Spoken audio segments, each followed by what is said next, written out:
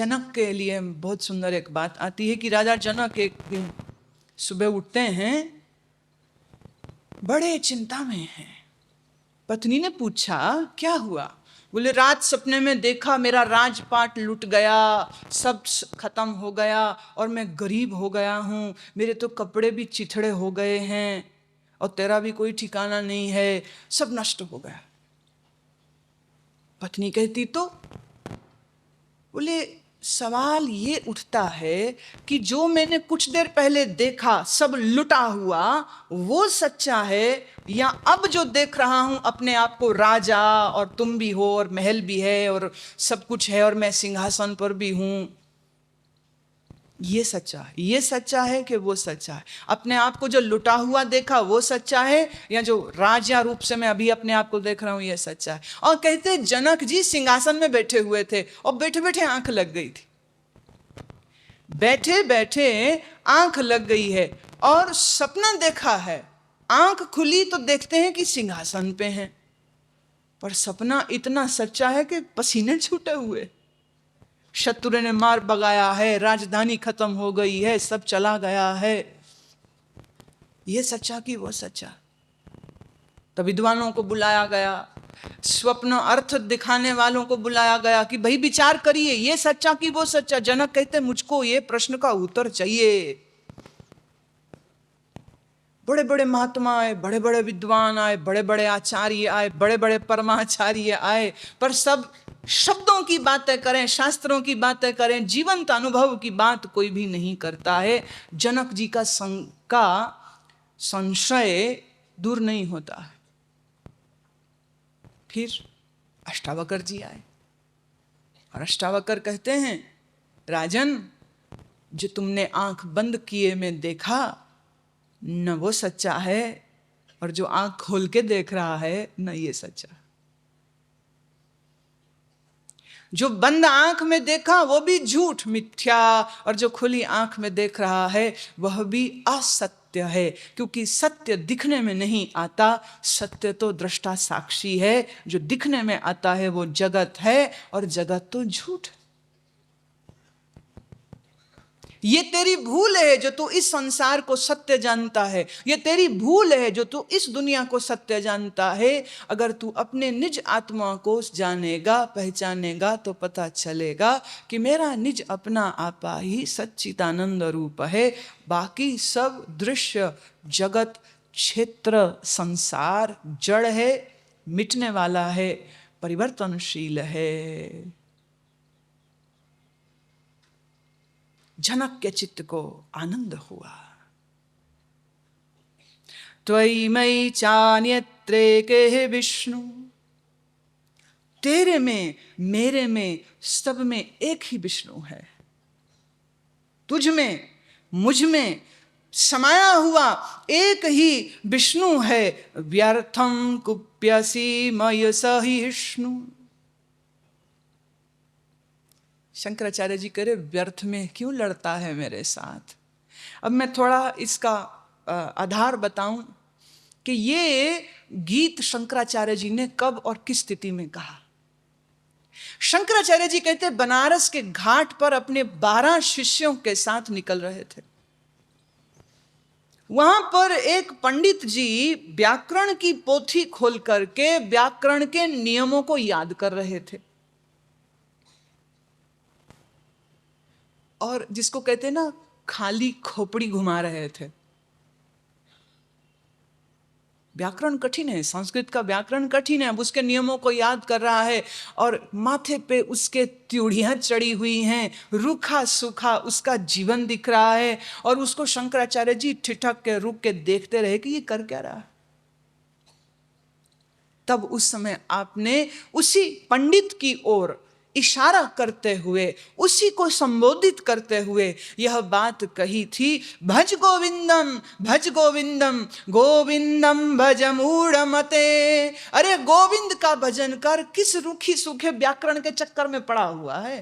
तेरे को सारी भाषा आ भी जाए तो, विद्वान हो भी जाए तो क्या, जीवन में रस तो गोविंद के भजन से आना है, और गोविंद के भजन को छोड़ करके लगा है संस्कृत के नियमों को याद करने में।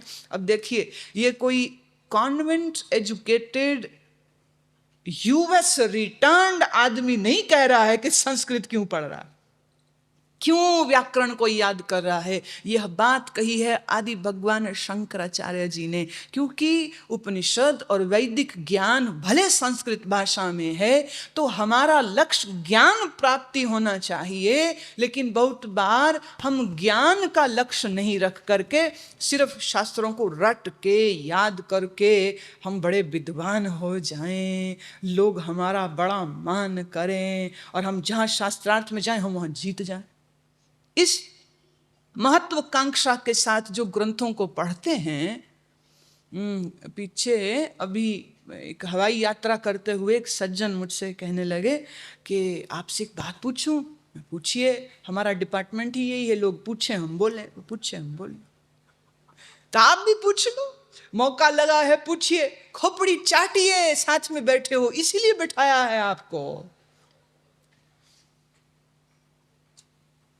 ये कहा नहीं भाई उनको, ऐसा हमने बोला नहीं।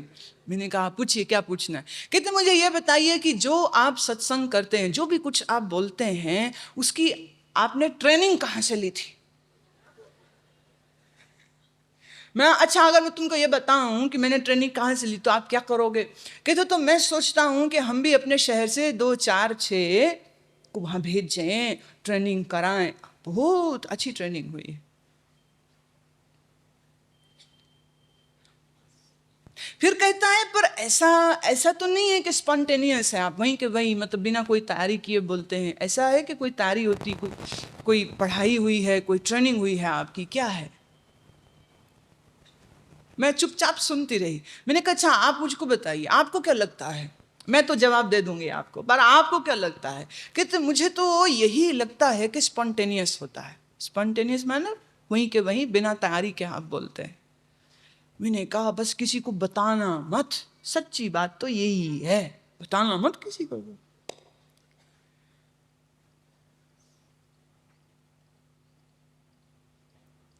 ग्रंथों को पढ़ लेने से, ग्रंथों को रट लेने से हमको ग्रंथों का शाब्दिक ज्ञान तो बहुत सुंदर हो जाता है, लेकिन अध्यात्म शब्दों का ज्ञान इकट्ठा करना नहीं है। अध्यात्म है उन शब्दों के अर्थ की अनुभूति करना। और अगर अर्थ की अनुभूति नहीं हुई है तो बैठे रटते रहिए ब्रह्म सत्यम जगत मिथ्या जीवो ब्रह्मैव न परः, पर इतना कहने के बाद भी इसी मिथ्या जगत के पीछे दौड़ लगाते फिरोगे। शब्द नहीं, शब्द का अर्थ। अच्छा मैं आपको एक कागज में लिख के दूं, आग आग लिखूं और तुम्हारे हाथ में दूं, हाथ जलेगा तुम्हारा। मैं इस पे लिखूं मिश्री, अच्छा मिश्री का है लिखो, रसगुल्ला, रसमलाई, चमचम, जलेबी, बर्फी, ऐसा लिखूं तुम्हें दूं, और तुम उस कागज के टुकड़े को अपनी जीभ पे रखो, कुछ मिठास आएगी क्या। और कागज पे लिखा है राम कृष्ण हरि, खाली कागज से पढ़ लेने से तुमको वो राम कृष्ण का रस आ जाएगा क्या। आजकल वेबसाइट्स और ईमेल का ज़माना है, तो कुछ एक प्रसिद्ध मंदिरों ने अपनी वेबसाइट बना दी है, और उन वेबसाइट में ऑस्ट्रेलिया में बैठा हुआ सुरेश मेहता ईमेल करता है कि सुबह की मंगला आरती मेरी तरफ से, और क्रेडिट कार्ड से पैसे आ गए 5100 रुपये, और वहाँ ईमेल से ही पूजा हो गई और कुरियर से 15 दिन बाद प्रसाद पहुँच गया। इतनी सी डब्बी में गंगा जली, इतनी सी डब्बी में छोटा सा लड्डू का एक टुकड़ा, 2 तुलसी की पत्तियां, एक कुरियर में पैकेट आ गए। और सुरेश मेहता उसको अपने सिर में लगा करके बड़ा खुश होता है, हा हा हा हा, पूजा हो गई, पाप धुल गए।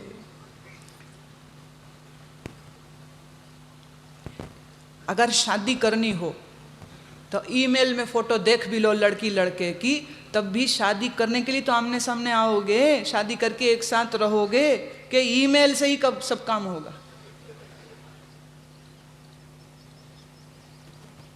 कैसे धोखा देते हैं हम अपने आप को। ये धोखा तब तक है जब तक चित्त में अज्ञान है, और अज्ञान को दूर करने के लिए ज्ञान चाहिए। ज्ञान के लिए कोई श्रोत्रिय ब्रह्मनिष्ठ गुरु चाहिए, और श्रोत्रिय ब्रह्मनिष्ठ गुरु जो तुमको दे, तुमसे ले नहीं।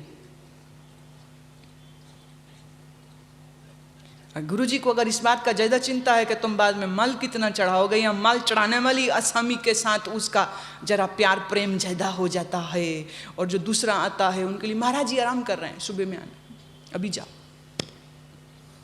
इतने में कोई अफसर, कोई मंत्री, कोई संतरी, कोई उद्योगपति आ गया तो महाराज जी की खराटे वाली नींद भी खुल जाती है तब तो। शिष्य धन हरई शोक न हरई, सो गुरु घोर नरक में परई। जो शिष्य का धन तो लेता है लेकिन शिष्य का शोक नहीं हरता है, कहा वह गुरु नरक की अग्नि में जलेगा। ज्ञान के लिए गुरु चाहिए, और गुरु कैसा होना चाहिए इस विषय पर मैंने बहुत बार चर्चा किया, मैं अभी उसको नहीं उठाती हूं।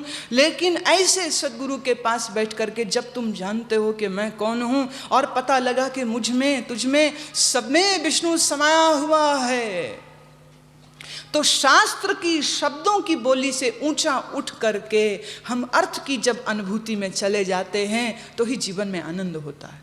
लेकिन जो पंडित जी को शंकराचार्य ने ऐसा बोला कि क्यों खोपड़ी खराब कर रहा है, मूड मते, माने सामने खड़े हैं और सामने सामने उसको कह रहे हैं मूड मती गोविंद का भजन कर, तो उसको गुस्सा नहीं आएगा क्या? उसको गुस्सा आया होगा।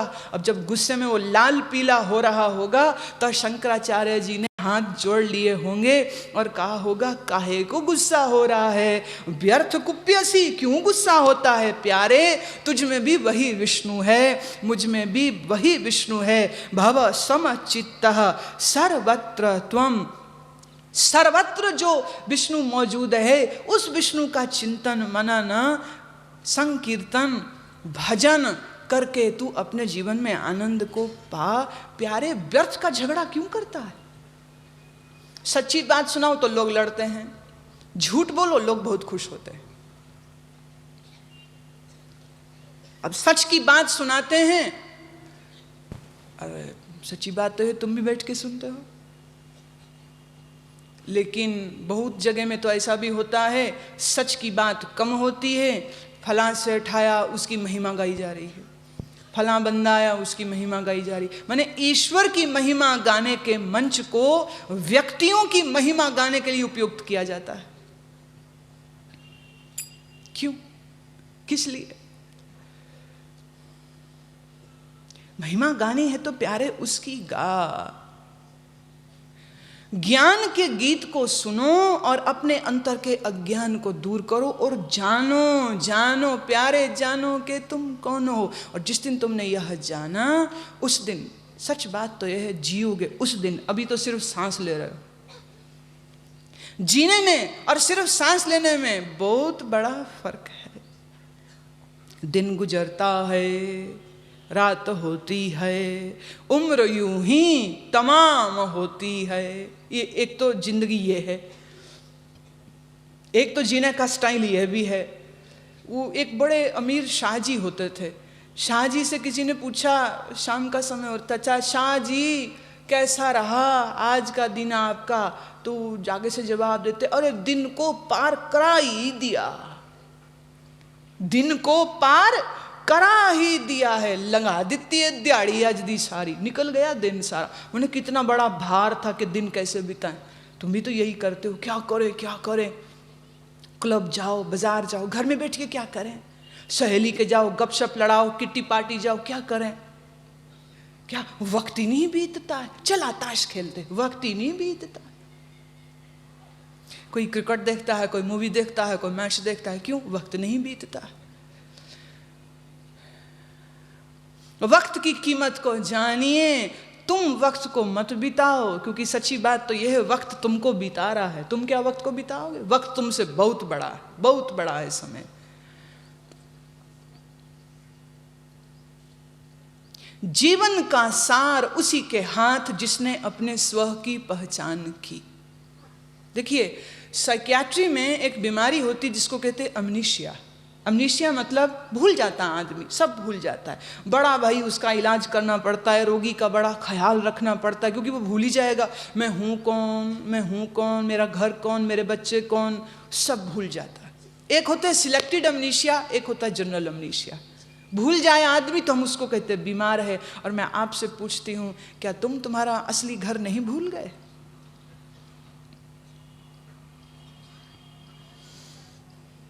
कस्तम को हम कुत आयतः, कहाँ से आए हो, कौन हो, जानो कौन हो, जानो कि ये मैं कौन है। इसी मैं को संस्कृत भाषा में हमने आत्मा कहा। एक बात समझ लेना, क्योंकि अगला जो मैं भजन गाने वाली हूँ उसमें आत्म रस को पी ले प्यारे की बात आएगी कि आत्मा को जानो, आत्मा के रस को पियो। और तुमको कहीं ये ना लगे कि राम से ब्रदर वाली आत्मा, वो जो मोमबत्ती लेके चलती सफेद साड़ी पहन के, आत्मा भटक गई, किसी की आत्मा भटक गई, उसमें किसी की आत्मा घुस गई, ये शब्द ही बिल्कुल गलत है। जीव आत्मा भटकती है, आत्मा नहीं। और जीव आत्मा और आत्मा का भेद जो बहुत बड़ा भेद है भाई। अविद्या सहित हो तो उसी को जीव कहते हैं, अविद्या रहित हो तो उसी को आत्मा बोलते। लेकिन आत्मा का आसान अर्थ है मैं, ट्रू सेल्फ। एक झूठी मैं, एक सच्ची मैं। जीव आत्मा है झूठी मैं और शुद्ध आत्मा है सच्ची मैं। मैं मेरे को जानूं तभी तो ईश्वर को समझूंगा, मैं मेरे को पहचानूं तभी तो ईश्वर को पहचानूंगा। जब तक मैं मेरे को ही नहीं जानता हूं, मैं ईश्वर को कैसे जानूंगा बताओ? पहले मुझको भी तो होश में आने की आवश्यकता है कि नहीं? मान लीजिए हम आपके घर में आए, आप सो रहे हैं, हम आपके घर में आए, बैठें और वापस आ जाएं। आपको उठाया ना जाए, जगाया ना जाए, आप सोए रह जाओ। जब मैं वापस आ जाऊं तो बाद में सब कहें घर वाले, गुरुमा आए थे, तो तुम कहोगे अरे कब आए थे, हमें तो पता ही नहीं चला। आपके लिए मेरा आना लाभकारी तब है जब आप होश में हों, जागे हों, सचेत हों, तो मेरे मिलने का, मेरे आने का कुछ लाभ हो। आप सोए रह जाओ, हम आके चले जाएं, उसका क्या फायदा? ऐसे ही तुम कहते हो हे भगवान मुझको मिल, हे भगवान मुझको दर्शन दे, और तुम हो सोए हुए, वो रोज तुम्हारे घर में आके चला जाता है और तुम्हारी उसके साथ मुलाकात ही नहीं होती, क्योंकि तुम सोए हो। तुम सोए हो, वो जाग रहा। सोए हुए की जागे के साथ मुलाकात कैसे होगी? इसीलिए कहा जाग ले रे मन जाग, कहाँ गाफल सोया, जो तन उपजे असंग ही, सो भी संग न होया। जाग प्यारे, जाग। जाग के करो क्या? जाग के जानो अपने आप को, क्योंकि अपने आप को जानते ही मैं परमात्मा को भी जान लेता। This is the way. ऐसे चलते हैं, ऐसे चलते हैं। तुम उसको ढूंढते फिरते हो मंदिरों में, तीर्थों में, जाने कहाँ कहाँ, और वो है तेरे अंदर, और तुम्हें तुम्हारी होश नहीं है, इसलिए तुम्हारी उससे मुलाकात नहीं है। इसलिए आँख खोलो, अपने आप को जानो, अपने आप को देखो और अपने में ही उस परमात्मा को जानो। जीना है तो मौज से जी, हरदम आत्म रस को पी। जीना है तो मौज से जी, हरदम आत्म रस को पी। जीना है तो मौज से जी, हरदम आत्म रस को पी। जीना है तो मौज से जी, हरदम आत्म रस को पी।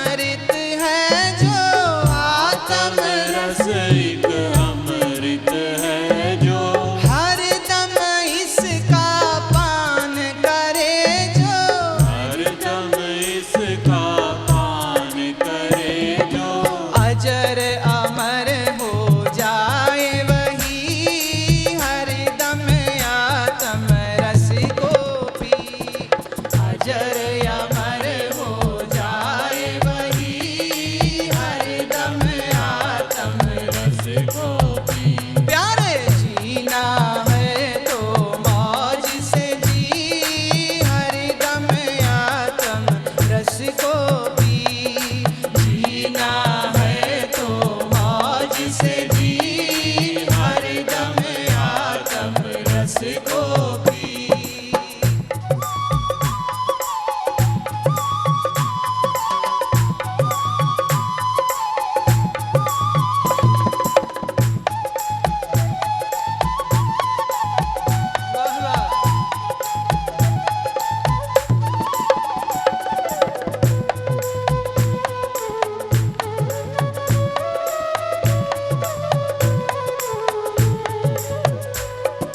सुख से जो जग में जीना चाहे, सुख से जो जग में जीना चाहे, दुखों से छुटकारा चाहे, दुखों से छुटकारा चाहे।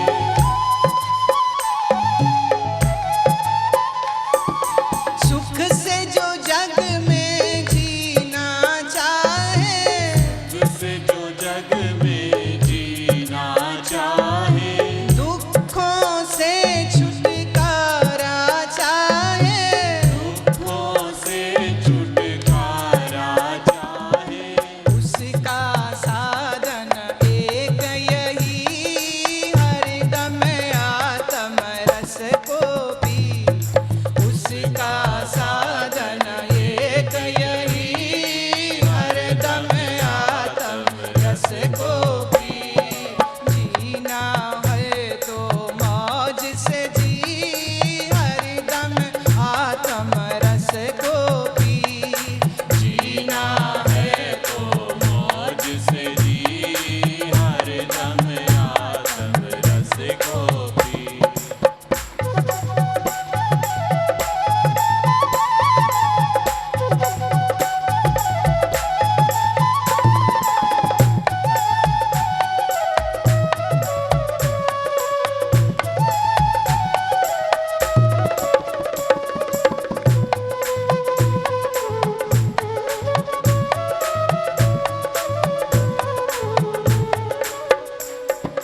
पाया है मानुष का ये तन, पाया है मानुष का ये तन, नर से बन जा तू नारायण, नर से बन जा तू नारायण।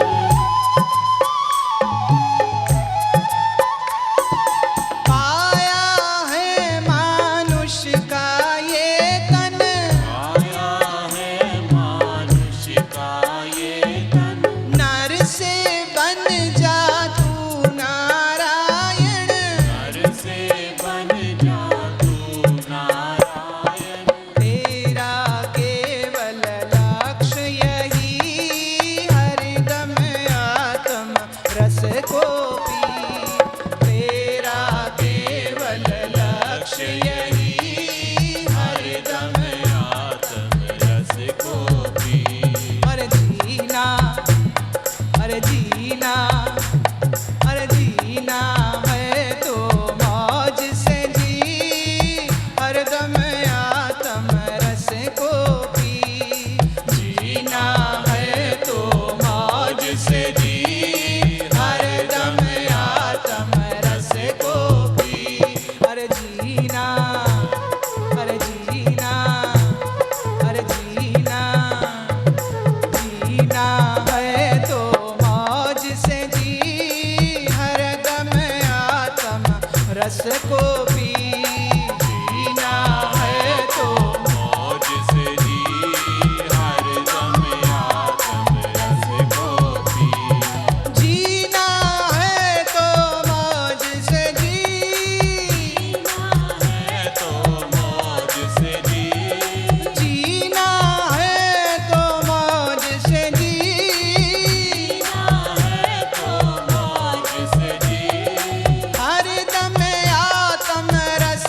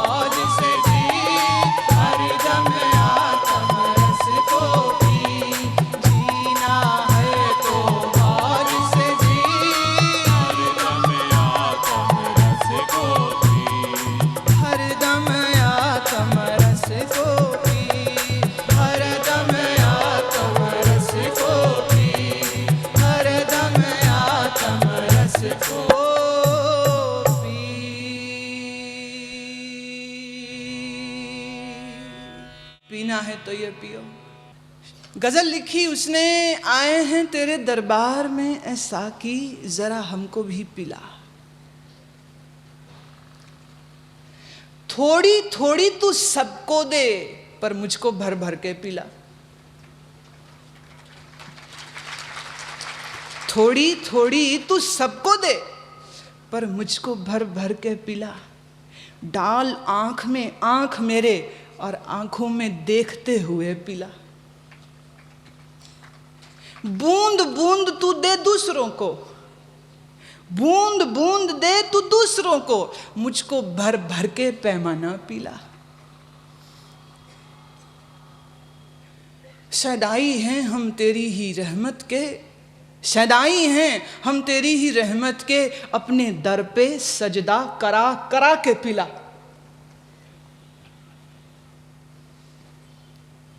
ऐसा कि आए हैं तेरे दरबार में, जरा हमको भी पिला। पीना है तो ये पिए। आत्म रस को पिए। आत्म रस को पीने वाला वीर है, निर्भय है, अभय है, मस्त है, मलंग है। मलंग समझते हो शब्द? जिसके अंदर मैल का कोई अंश नहीं है, जिसको अहम कोई नहीं, ममता कोई नहीं, राग नहीं, द्वेष नहीं, परम वैराग्य है लेकिन उदास नहीं है, जीवन को आनंद उत्सव की तरह जीता है। तुम अज्ञान में हो जब तक तो चिंता कर करके जीते हो, और जिसको आनंद है उसकी सुबह दिवाली, रात दिवाली। कोई जन्म ले ले वाह वाह, कोई मर जाए कहते वाह वाह। तुम कहते हो जन्म, आहा जन्म हुआ। कोई मर गया, आए हाय क्यों मर गया। पर जिसने इस अमृत रस को पिया है उसके यहाँ कोई पैदा हो जाए तब भी वाह वाह, कोई मर जावे तब भी वाह वाह। क्योंकि स्वप्नों की न्यायी जिसने सारे जगत को देख लिया, अब उसके लिए कोई इच्छा, अपेक्षा, द्वेष, राग, वासना, तृष्णा बची कोई नहीं। उसका जीवन एक परम आनंद हो जाता है। इस परम आनंद को पाने के लिए आपको एक चीज सीखनी होगी और वो है समः चित्तः, चित्त की समता। कोई खुशी हो, कोई गमी हो, कोई दुख हो, कोई सुख हो, कोई यश हो, अपयश हो, मान हो, अपमान हो, और किंचित मात्र तुम पे कोई उसका असर ना हो। अब ये कैसे होगा? खाली भाषण सुनने से नहीं होगा, ना मेरा ना किसी और का। खाली भाषण सुनने से ये बात नहीं पूरी होगी। ये बात तब पूरी होगी जब आप ध्यान में उतरोगे। ध्यानस्थ हुआ चित्त जानता है कि उसके अंदर शांति का परम सागर है, और अब उसको खुश होने के लिए किसी की शाबाशी पीठ पर मिले उसकी जरूरत नहीं, क्योंकि अपने अंदर से इतना खुशी है, अपने अंदर से इतना आनंद है। अब उसको बाहर के पुरस्कार का लोभ नहीं और तिरस्कार का डर नहीं कोई। अब बातों से नहीं होगा, बातों से नहीं होगा। वो फिल्म का एक गीत था ना, कसमें, वादे, प्यार, वफा सब बातें हैं, बातों का क्या। कोई किसी का नहीं है, ये सब झूठे नाते हैं, नातों का क्या।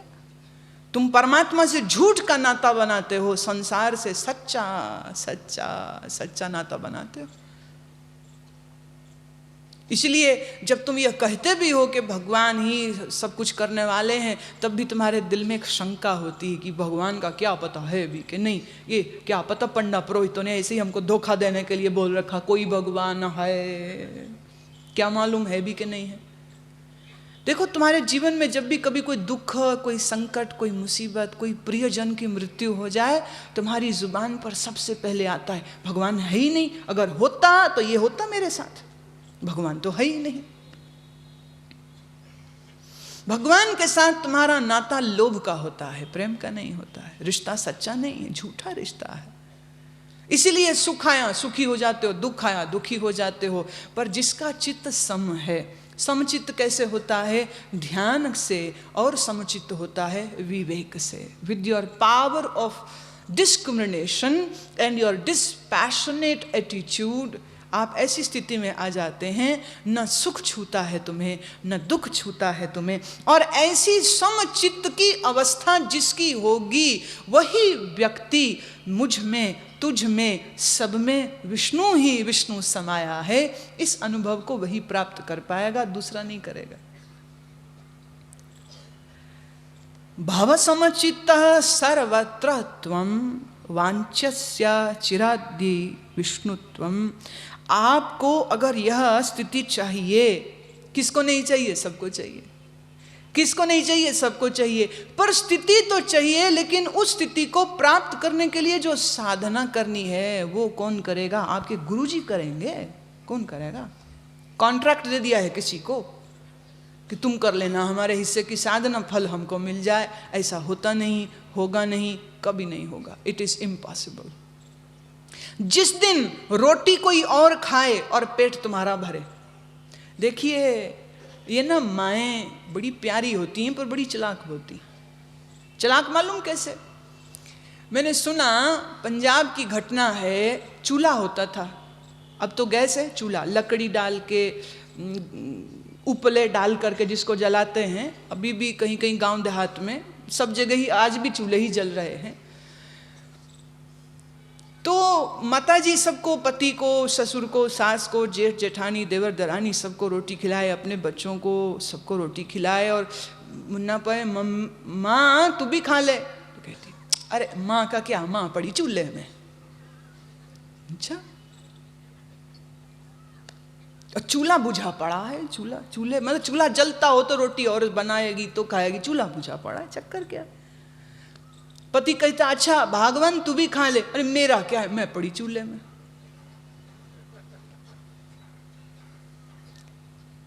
एक दिन बच्चे को लगा कि माँ चूल्हे में कैसे जा सकती है, चूल्हा इतना सा, मम्मी इतनी बड़ी मोटी मुटल्ली। जब देखो तो कहेगी माँ पड़ी चूल्हे में, माँ पड़ी चूल्हे में। और रोटी वाला डब्बा भी खाली हो गया है। रोटी जिसमें रखते हैं डब्बे में, और डब्बे में सब रोटियां तो खाई गई, उसमें कुछ है ही नहीं है। और माँ खाएगी क्या? बच्चे के मन में प्यार आया, माँ के लिए चिंता आई, तो गया और चूल्हे का ऊपर से ढकना हटाया, और क्या देखता है, वहां कपड़े में लिपटे हुए देसी घी के पराठे पड़े।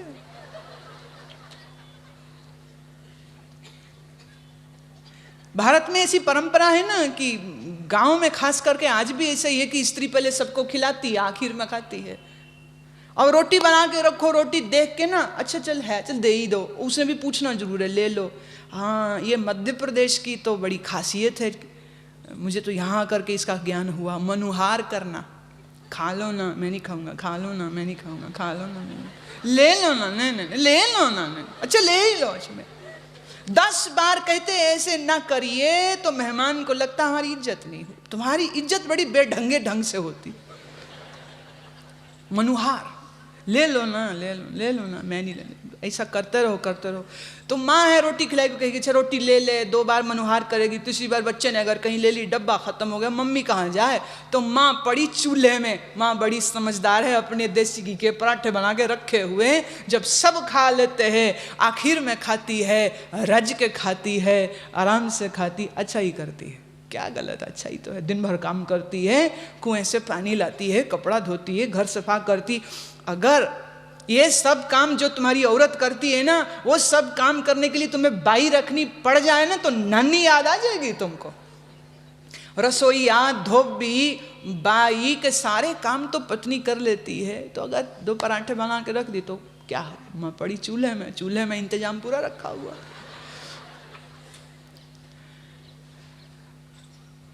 जीवन को जीने के सूत्र हम आपको दे रहे हैं। शंकराचार्य जी की देखिए कितनी परम कृपा है कि आपने ऐसा सुंदर गीत दिया है। कहते गीत ही गाना है तो गोविंद का गीत का, संसार का गीत गा के क्या करेगा प्यारे।